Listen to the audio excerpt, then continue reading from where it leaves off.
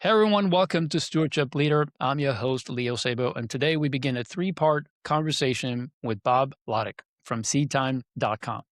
This series is all about how stewardship discipleship leads to generosity, not through pressure, but through transformation.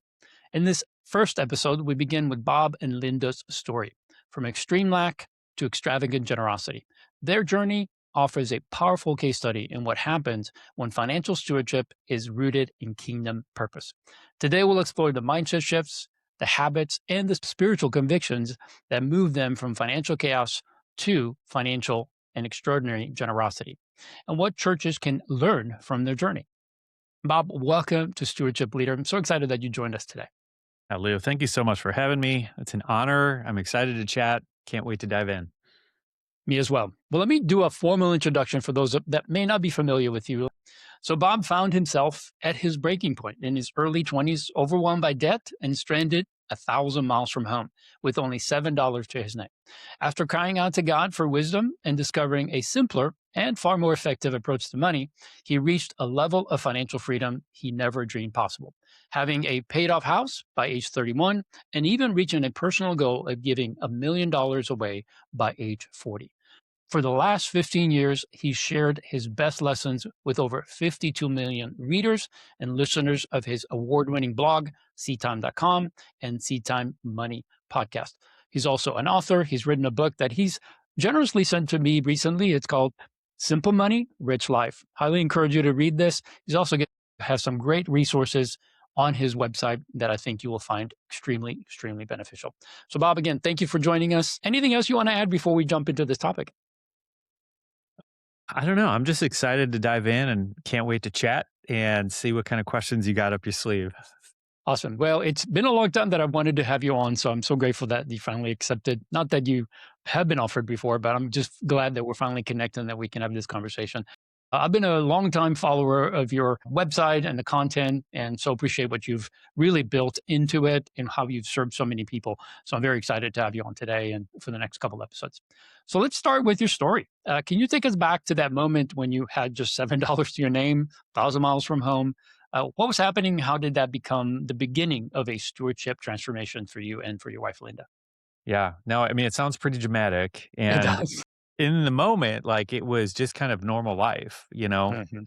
But looking back, it becomes really clear that I can see that was a turning point for me. But anyway, long story short, like you said, it's I I would have told all my friends at that point that I was good with money, and Mhm. yet it took just this small moment because my entire financial life was like a house of cards that just stacked up real high, and then it takes the slightest little breeze, and it all comes crumbling down. And that's what happened to me that one day. I won't get into all the details of the story, but the gist is I found myself broken down, stranded 1,000 miles from home, trying to figure out how am I going to pay rent today and to get to the bank and to get my car repaired and $7 in my bank account, a nearly maxed out credit card. How's all this going to work? And that leads me to this point of sitting in my car, my broken down car, hands on the steering wheel, gripping it so tight my knuckles are white and tears coming down my eyes as I'm asking the Lord, like I don't know how I got here. I don't know I don't know how to get out of this, Mhm. but if you do, God, I'd love for your help, and honestly, that was the first time I probably ever actually prayed about my finances. I'm sure I prayed for money at some point, like, as a young kid. It's like probably prayed and asked God for money or something. But that was when I really asked him, what does it look like, Lord, if you take over, if you lead my financial life, if you guide me, if you give me wisdom? Uh, and I didn't even know you could do that. And it's amazing what happens when you pray and ask God to step in. Sometimes he shows up in ways you'd never expect. Yeah. Well, I just love that heart posture because it also resonates with my story because I was different circumstances, but same end result, Yeah. broken, realized that I had no idea what I was doing financially speaking Yeah. and that I hadn't learned it and that I was applying all the wrong things because obviously I was in this situation, not because God wasn't faithful. I was a believer. I knew God was a provider, a good provider. But somehow I missed the memo on how to do this, or I never asked. And honestly, it was really, I mean, what you're describing is that point of conversion where it really takes that humility to say, God, I need your help. I probably should know this, I probably should have done things differently. I probably know some things, but yeah, I'm definitely not in control here, and I need your help. And that point of humility, I think, is what all of us need to have that kind of transformation. So I'm so grateful that you made that decision because look what it's done in your life and how many people you've been able to influence. And I'm Yeah, sure I that mean, wasn't part of your prayer at the time, but didn't yeah. think that was going to happen. But that's how God works. Yeah, I mean, and I love that, the same way. It's like everything you're doing with the Stewardship Network. Like, it's like we have the opportunity to help people avoid stuff like that by teaching them what the Word of God says about how to manage our money. So I'm so excited for the work that you're doing, and I'm cheering you on, and just keep up the good work. Oh, well, thank you. Same here. So as you and Linda began then rebuilding financially, what was the mindset shift that moved you from financial survival to seeing money through the lens of stewardship and generosity? I'm sure that was an interesting journey. So help us understand what that looked like for you. Yeah, I think for a lot of people, that entry point is survival, And it's like, oh man, things are so bad. I have to take action now because it is a matter of survival. But in that, I think when we do pray, I think God invites us to stewardship. And I think as we pray and ask Him, in my case, like I was saying, the first time of actually surrendering, yielding, like my plans, my way, and saying, Lord, if you have a better path, like I'm ready to listen and look. And that better path, I believe, is a stewardship mentality, is an understanding that it's all His and that we just have the opportunity to manage it for His glory and for His purposes. And I think when we do that and we kind of get our grubby little mitts off of it and and let go and allow it to be God's and us just be managers. I mean, as you know, like everything begins to shift. All your decisions are different and the outcomes are different. So for me, that was really where it started, was just that being in the survival point, but yielding and being open handed. And then He begins directing us towards a stewardship mindset. Yeah. Yeah. The the interesting part of what you just shared was the ability to actually understand that what God is really trying to do is help us to walk in a way that's actually best for us. And what we're doing in trying to take control and manage things our way is that we're trying to do the same thing, but without the knowledge, the ability, without the wisdom that it takes to actually do the right thing. And what I love about what you just shared is this surrender moment is actually what qualifies us then to be open to that kind of wisdom. But before that, it's like we have so many reasons to say, well, that won't work. This will. And I think it's having that ability to say, if I believe God is truly the creator and the owner of all things, then regardless of how I think things might turn out or how they should be, how he should provide, what I should have, what my lifestyle should be, it's abandoning that and saying, no, I'm just going to trust that he has my best Yeah. interest at heart. Yep. And just living and walking in that. It's not easy. It's not easy because we live in a very, well, materialistic world, right? There's things that we see, the things that we want, and in and themselves, they're not bad for us. But it's when those things begin to have our heart that we lose the ability to understand, like, we're actually, doing what Adam and Eve did, right? We grab it and say, I can do this. I can do this out of Yeah. my own wisdom. I Well, don't and need. one thing that I think is worth adding to that too is this idea of letting go of the outcome. Mm, Because I think so often we yeah. We want to control it. attach ourselves to an outcome that we envision, that we want. And I'm going to do it my way to get that outcome. And God, if your way will get me to that outcome, then okay, I'll do your way. But we're really surrendering that outcome to your will be done, which is again, really, really hard. Yeah. But that is where the ultimate freedom is. And I think, again, just like God being the good father that He is, I think He honors that when He sees us do that, and that Mhm. level of trust and willingness to, I just trust you, Lord, whatever you have. Yeah. Yeah. Boy, and I feel like that's one of the things, Bob, that we have to continue to live out, you know? Hmm. Yeah, I mean, 30 some years ago, I had this moment where I'm like, God, I need you. I'm broken. Help me. But I still feel like no matter how successful I may be financially, whatever that means for everybody that's listening, I still need to live that and walk that out every day to surrender certain things. And I still have needs. I still have wants and desires. But to filter those through, like what you just said, which is not my will, Lord, your will. Like, if this is not your will for me, you know better than I do. And I could force it. I can definitely make the decision and go Yeah. there. But I know from experience that probably won't lead to the best outcome. And it may actually even bring me back to that place of surrender again, which maybe I need, but I don't know. Yeah. I think God's a perfect father who doesn't desire for his children to suffer. As a dad, I know I never took any pleasure in my kids, doing the wrong thing and having to suffer the consequences. And I know God's a better father than I am. So just with that in mind, I think, if he has my best interest at heart, even though I don't understand it, even though I would like something different, I'm just going to surrender again and say, Yeah. God, I'm going to trust you in this and Yeah. let you guide it and lead it and not try to control every single outcome. And honestly, I think this is one of the things that I'm sure you and Linda went through, which is so much of what we do, how much we have, where we live, what we drive, all those things are so tied to our identity.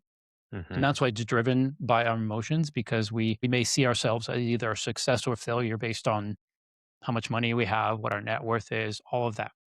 And I think that's the deceptive part is that we think we're somehow in competition with others and we're measured by that. But honestly, that's a awful measure because we have no control over that. And I think that's what God is trying to free us from, is to Yeah. truly have us walk as children of God, not as orphans that are trying to somehow win the love of the Father, which we Yeah. don't have to. He's given it Yeah. to us freely. Yeah. So good. Yeah. I mean, and all of that, like it's really, if you can zoom out to a higher level and, like even attempt to get God's perspective on things. And then you see all of us doing the keep up with the Joneses thing. And I'm trying to feel better about myself because the car I drive, it's like, it's so silly. And Yeah. I think we all know it, but like we lose sight of it when it's all around us and when everyone's doing it, you know? Yeah, it's easy to get wrapped up in it. One of the most compelling ideas in your story is the shift from net worth to net given. How did that change the way you made everyday financial decisions? Yeah, this was a really big one for us. And so for me, this kind of started with trying to identify what does it look like to be a financial success in scope of eternity? Because I think we all know what it means. What the world says financial success is, whether it's having a few $1,000,000 saved up for retirement or retiring at 40 or having his and her Lambos, like whatever, however the world would define financial success.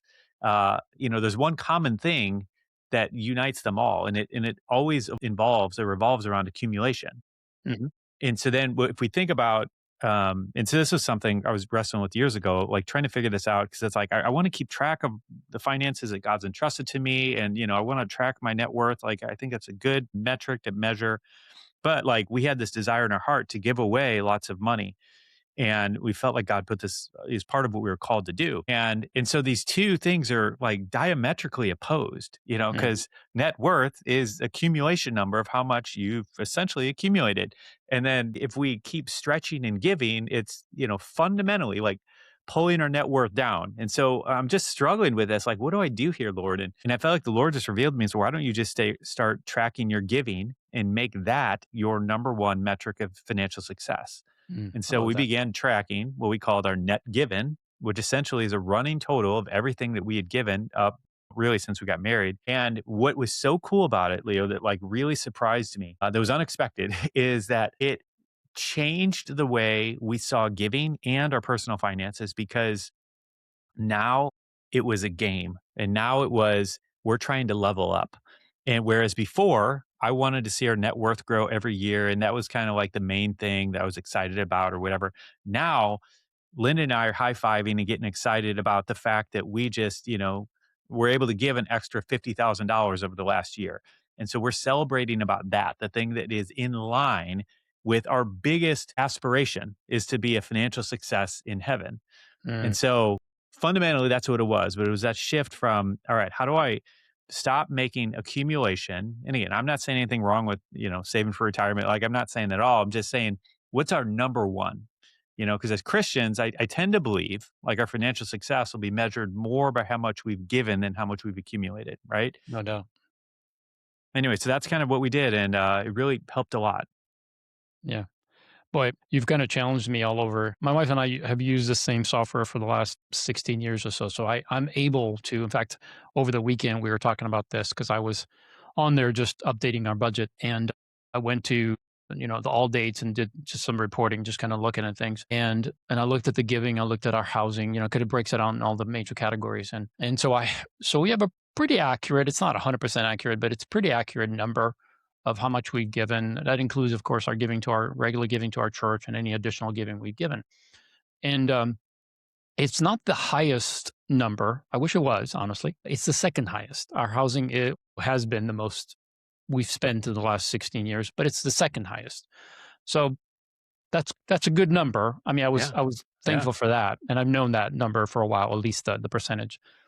But what you just shared is so crucial, because the reason we track net worth is because we have a future in mind of having stability and security, Mm. right? I mean, it's Yep. focused on that.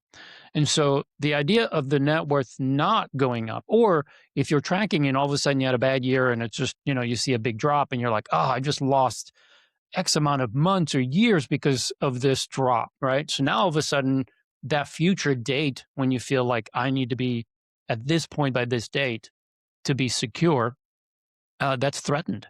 And all of a sudden you feel it. You feel the stress of it. You feel the pressure of, I have to do something. Mhm. Whereas if you are tracking your giving and truly believing and living out the Matthew 6, I think it's 19 or 19 and 21, somewhere in there, where it Mhm. says, do not store up treasures on earth where moth and vermin destroy and what thieves break in and steal, Yeah. but store it up in heaven, right? So what you're saying is actually take that and believe it. Very radical idea. And then live it out. And what's been interesting, it's my wife and I have had now 4 seasons in my life where we've lost more than 50% of our income. Wow. It was either due to a job loss, a transition in jobs, different things. 4 times where I've saw at least a 50%. The first one was when I had my financial meltdown and I said, God, I don't know what I'm doing. I went from 40,000. The following year, I made 19,000. So it was like more than 50%. And that's happened 3 more times. And most of them have been around job loss or transition, something that we didn't plan for, but we're better prepared every time it happened. The last time it happened, we had about 2 years worth of money set aside to live on. Now, that doesn't mean we would live out, very comfortably or go out to eat every day. No, we wouldn't do that. We don't do that anyway. But we could make it stretch for 2 years. So there was no pressure. There was no, anxiety over it. It was just like, okay, God, you've got something planned. We're just going to pray through this and wait to see what you're going to do. But this idea of giving, for us, it never slowed down. And even though we didn't do what you're doing, which is let's track the net given rather than net worth,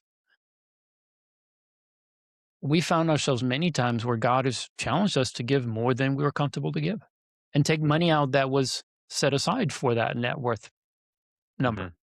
And it's like, Mhm.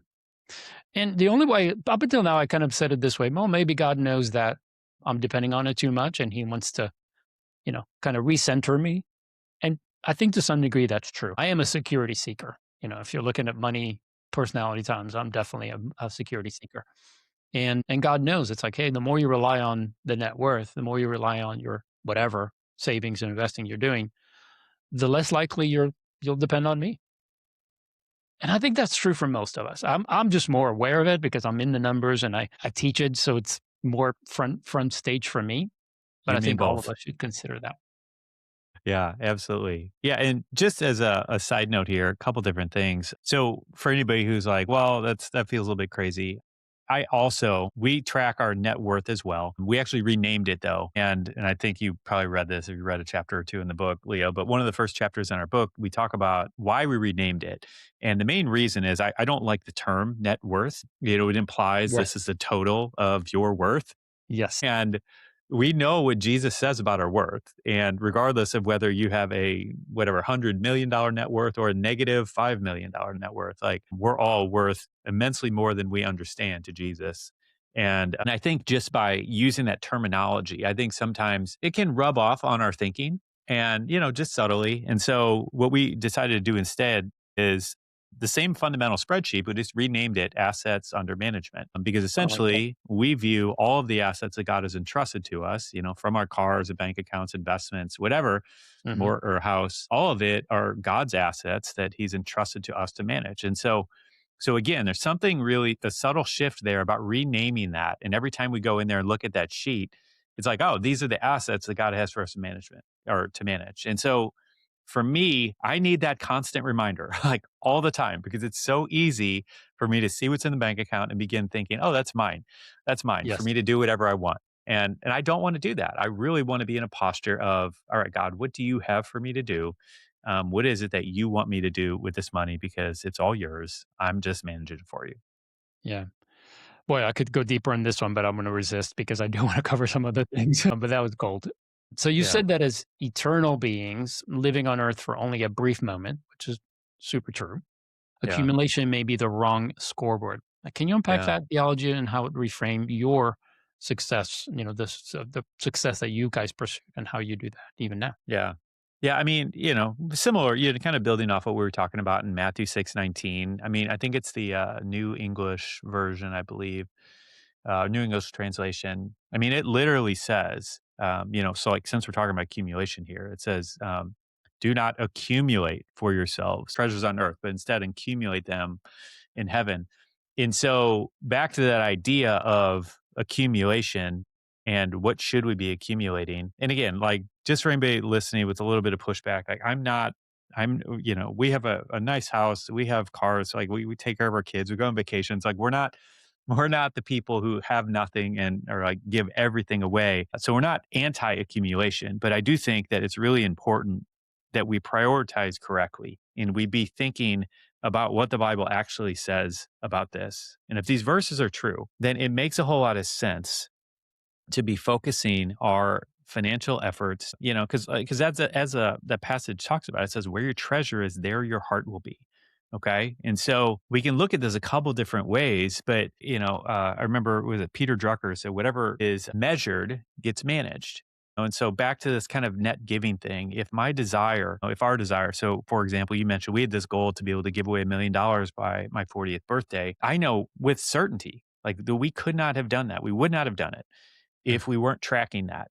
And that's Yeah. where that net given sheet came in so handy. Because if our number one focus was on building our net worth and watching that sheet go up and up and up, it again works complete opposition to the net given. And since we had decided our number one goal is to give away $1 million by our 40th birthday, we know God's going to take care of us. Like if we're able to do that, like he's going to meet our needs in the process. And so if that's our goal, then we track what's in alignment with that goal. And I'm absolutely convinced that that was a critical piece of us reaching that goal. And at the same time, I have a chart of this in the book, which I love. A friend of mine helped me discover this because I didn't even know it. But what was so cool to look back, and this is just the way God does things. This isn't a give to get thing. This isn't a trying to manipulate him thing. But what was so cool looking back, and this was years later, I figured this out, that looking back on the previous 10 years, as we increased our giving every year, and we got to the point where we were giving 40 something percent of our income every year. And you would think, looking at our assets under management, like AKA net worth sheet, that it would have just gone down, down, down. But instead, it actually went up in lockstep with our giving. So even though we were giving at such a, at least for us, really radical clip compared to what we were used to, our assets under management, like that God entrusted to us, continued to increase along with that. So it was just a really interesting thing seeing how God does things. Yeah. God's math is different than ours. It doesn't make sense. It just works. Yeah. Always works for the best. Yeah. Tell us about the seed account. What is it? How did it make generosity feel more natural for you and Linda? And how could church leaders and churches help families implement this practically? Yeah. So the seed account is one of my favorite, like simple giving hacks that like probably made giving more fun than anything else, any other practical thing we've ever done. And so essentially what we did, and this is what we encourage our students to do, is to create a separate account, separate checking account or savings account or whatever. And what happens is on payday, when you get paid, one of the first things you do is you move money into the account specifically earmarked for giving. So that Mhm. account, once the money goes in there, it's no longer yours. And it's the account's under your name. But like the point is, you make a mental separation. That money is designated to be giving, and this lines right up with 1 Corinthians 16:2, where Paul tells the church to set aside money on the first day of the week Yep, so that there'll be money there when it's time to give. that's right. And so it's a practical application of what Paul talks about there. And what's so cool is the money just sits there. And what we do with that account is we pray, Lord, where's the need? What do you have for us to give? And I'll tell you, it makes it so much fun because now, at least for us, like we went from a posture of, I would say, defensiveness with giving, where God would drop something on our heart. And when we had all of our money in one big checking account, God says, "Hey, I want you to give over that need." And it's like, well, we got to buy groceries and the kids need shoes. And like, I don't know how this is going to work, God. But like, once we have it set aside, that is all gone. And so now the money's sitting there. We're walking around looking for opportunities. And so it completely changed our perspective on this. And so, in terms of churches utilizing this, like, absolutely, just steal the idea and run and tell your people and do it because it really does. Like, we've seen this over and over again with our students. It really does begin cultivating a heart of generosity. And it, again, like it's a biblical thing. Like Paul gave the specific practical instructions, and we have, modern tools with bank accounts and stuff like that where we can make this happen so much easier. Hmm. But anyway, that's what I would encourage church leaders to do, and we go through that in our video program, or a 6-week course as well. But like the point is, it doesn't matter. Like I love the idea, I love the concept, it works. So just run with it and use it. It's great. It's great. It does work, and it is biblically founded. So um, Yeah, it's interesting to me that as we get this revelation, right? It's through our own experience because sometimes we read the word, but it doesn't seem like it applies to us. yeah, Like I get it. It's kind of like the ideal, but maybe that's reserved for just, the super Christians or whatever. Paul really wasn't talking to the average American living in, 2026. But yet, as we apply these things, we realize that they work and they work really well. And it is a mindset, a transformation of thinking to say, because we know that if you have anything that comes from your paycheck before you actually get it into your bank, you just kind of assume it's not yours anymore. Taxes, medical benefits, 401k if you have one, hmm, all of those things are automatically taken out. So you're not stressing every day. You're not looking at your pay stub and saying, I can't believe they took this out. You just got to get over it and move on. And you're like, that's all I have. Don't think about it. Just move forward. And if you could do that with the giving, hmm, with the saving, and then whatever's left over, spend. I mean, it seems simple, but it's really a decision to say, I'm going to do this. I know the hardest part is making that decision and pulling the trigger. But after you do that, it's amazing how quickly you can adapt to it. We're creatures of habit. We learn to survive somehow. So if we were to, there was a time when I lost about 20% of my income and it was about $1,000 a month. That's significant when fortunately we weren't living on all of it. So we were able to keep moving. We made some adjustments, but we didn't have to adjust our lifestyle because we weren't living on all of it. But it yeah, was significant enough to be yeah, like, okay, we have to go back to the budget, figure out how this is going to affect us. What are we going to give up? What are we going to reduce? hmm, And it's that mindset. Once you make the decision and begin to think about it differently, it changes everything in the way you think about it. But this seed account is really you saying, I believe in this principle. I believe God is faithful. I believe God wants me to give, not because he needs it, he owns it all, but hmm, because I need it. That yep, somehow that that net worth in heaven, right? I don't know how it's going to apply. I don't know if the dollars I give today, what that's going to mean for eternity. I honestly don't. yeah, yeah, But all I know is, according to Scripture, and I believe Scripture, that it's going to be riches beyond my ability to truly understand. Now, it probably won't be dollars and cents. I'm pretty sure yeah. the dollar will not be king in heaven, I don't want but dollars, US I don't dollars in either. heaven. But it will have some kind of value that'll be way beyond anything we have here from what money can bring. So Yeah. it's pretty interesting and I think something to look forward to. Yeah, and I would just add to that too, like, when you understand God's nature and how generous of a God he is, it's hard for me to imagine what treasures in heaven are, and, like, because I think it's so abstract that, like, a lot of times we just think, "Oh, well, it's just, like, these beige little, quote, blessings," which is, like, so, like, whatever, what does that even mean? But, like, the reality of it, I think we're gonna get to heaven. I'm absolutely convinced of this, that we're gonna get up there, and no one ever is gonna say, "I gave too much. I wish I wouldn't have given so much That's on right. earth." Like, I don't think anyone's gonna say that. No. And Randy Alcorn, I think, is a really great example of this and lives that out really well. And I don't know. I just think that we're going to get to heaven and be very, very grateful for every dime that we invested in the kingdom. Yeah, and if there is any regret, is that we didn't give enough, I think, once we realized the benefit of it. So, as a kind of as a last question, somewhat last question, if you had 60 seconds with someone in the pew today, that's is saying, I want to give, I want to be generous, but I can't afford it. I Mhm. don't see a way that I can do it. What would you tell them? How would you Yeah. guide them to take that next step of faith?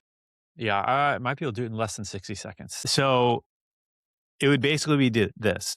One of the things that we talk about with the students a lot is called what we call the 1% challenge, which is essentially increase your giving and your savings by 1% every year. And Mhm. I have two to date, like, yeah, and we've worked with thousands of students, never had a single one come back to me and say, Bob, we started giving 1% more. And it just destroyed the whole budget. Like everything was messed up. That's I've awesome. never heard that. And in fact, Yeah. what I normally hear, even with some who will jump up 5% and say, I'm going to increase by 5%, almost all of them come back and say, "Oh, wow, I didn't even feel it. I didn't even Yeah. notice it." Yeah. Especially, like you just said, when it's taken out first. And so that's it. So that right there, you want to start giving, you feel like you can't give, just start with 1%. Okay. Yeah. And then start Yeah. and make a commitment because this is a 1% challenge to set a reminder on your phone. And we do this on my birthday every year. So I get a reminder that pops up and says, increase your giving by 1%. We've been doing that for 13, 14 years, and not once have I felt it. And it's not because we always have so much extra. It's just because it's such a small amount that you don't notice it. Like almost no one will ever notice it. And yet you do that year after year after year. And just like the opposite of the frog in the pot of slowly warming to boiling water, Mhm. it's like Mhm. you find, oh, wow, I'm giving I'm giving 10, 15%. It's like, and it's effortless. Yeah. Agreed. Yeah. It's a wonderful way to test the waters, right? Because I know it's a step of faith for many people who have not been either trained and understand giving, or maybe they just never thought that message really applied to them. Maybe they see themselves in a situation where it's like, I'm the one that's needy. How could I give? Right. I mean, we do have sometimes in certain seasons, especially stressful, financially stressful seasons, we can think that way. We can think, I don't have anything to give. But I think that's a really easy way to say, I'm just going to give 1%, and every year I'm just going to keep going. And the testimony is that nobody's come back to you and says, hey, Bob, this doesn't work. Yeah. Please stop telling Well, people wrong information. yeah, I mean, and I'm not opposed to someone saying, "Yeah, just jump from 0 to 10%." Like, I mean, I've personally seen some pretty amazing things when we've Mhm. made bold leaps in our giving, but I also am Yeah. realistic to know that there are plenty of people who are just never gonna do that. And so, for those people, it's like anyone can do 1%, Mhm. and to the people who feel like I'm too broke, I shouldn't give anything, people should be giving to me, I would encourage you to go read the story. I don't know where it is, maybe Second Kings about Elijah and the widow, because it's really fascinating because Elijah comes to her. She's making her last meal, is getting ready to die because she's so poverty stricken. And Elijah says, hey, I want you to make me a sandwich first, which feels so offensive. But, like, I'm convinced that, like, what happened out of that was that she needed to have an act of generosity and plant some seeds, if you will, through her generosity, and that was the mechanism that was there. And obviously, we've seen, this be abused in weird ways, and so I'm not, obviously advocating that, but there's something there where oftentimes generosity is the first step and the thing that we need to do, even when it feels like the last thing to do. Yeah. Agreed. I think, money, the way my pastor would say it is money is a test. Because it is a deciding factor between who we trust. Do we trust God? Do we trust ourselves? Do we trust mammon? That's the way I've Yeah. always looked at it. Yeah. And because we need to be tested and approved. Hmm. Otherwise, we may be the ones that fail. So before he entrusts us with others and leading others on down a path, and I always say it this way: I can't lead anyone where I haven't been myself, Yep. and that's It's true for good. all of us. If I don't have the experience and the ability to tell you, hey, here's what I've done, here's what I've learned, I may lead you in the wrong way, and I have no desire to do that. And you guys have lived that out, and I think that's what makes you able and have the authority to stand and say, here's what the word says, here's how we applied it, and here's how it turned out, and this is what we're living out day and day. And yet that's your ministry, that's your story, is that you keep living it out. in almost a public forum, so to speak, in many ways.